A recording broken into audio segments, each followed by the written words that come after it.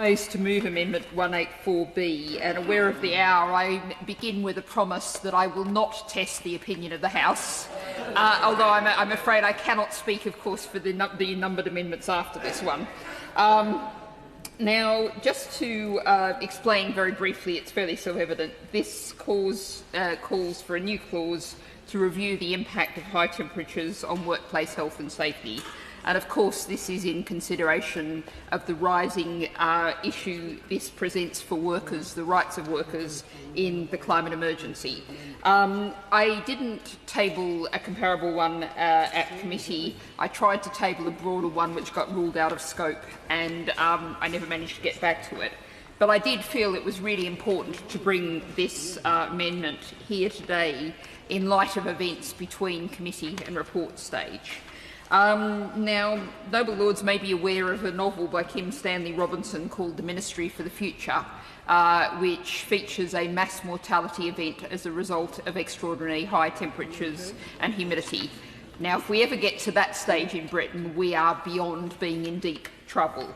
But nonetheless, what we have just experienced at the end of June is what one expert described as a quietly devastating heat wave across Europe, which killed 2,300 people in 12 major cities and is estimated to have caused several hundred deaths in London alone. Now, the climate emergency means that through that period, the temperatures were 4 degrees higher than they would have been otherwise. And one of the important things that's happened is we've seen a large increase in so-called tropical nights, when the temperature is not below 20 degrees C, and people struggle to rest, and that then has a cumulative effect on workers' health. Now, we haven't just seen the heat wave, we've also seen the TUC launch a large-scale serious campaign to ask the government to look at this, in fact to go further, to set a maximum working temperature.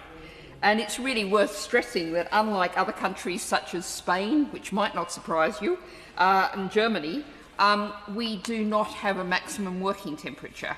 There is an obligation on employers to provide a safe working place, but without that maximum temperature, and with circumstances that are arising that neither workers nor employers have encountered before, what we need to do here really is set some guardrails for the safety of workers. So what's actually happening in some places? And the TUC set out did a very recent study on this and really produced some absolutely horrifying examples, starting with the examples of what's happening in some schoolrooms. They were surveying almost 6,000 teachers. 94% reported they worked in excessively high temperatures during the summer, 42% doing regularly. A union rep reported on 27 telephone exchanges the highest temperature was 36 degrees C. And this I have to say sounds like hell, a chicken factory reported high temperatures were leading to reports of tiredness and dizziness, a place where there was a lot of hard physical activity. In a tissue culture and virology rooms, the temperature was 32 degrees and the room was full of ethanol fumes, which is another issue all to itself. So, my lords, being acutely aware of the hour, I really hope that I'm going to hear from the noble lord, I guess, I'm not sure who's answering, noble lady, the minister, that the government is something this government's going to look at very seriously, is going to consider the TUC's call for a maximum temperature. That obviously would vary according to the circumstances, and when we're thinking about working outside, we have, of course, the issue of sun exposure, which also has longer-term risks for health and skin cancer, etc. But I hope that I'm going to hear something positive from the noble lady, the minister, that the government is going to take this seriously, listen to what the TUC is saying, acknowledge that the climate emergency is making this a fast-rising problem, and take action. I beg to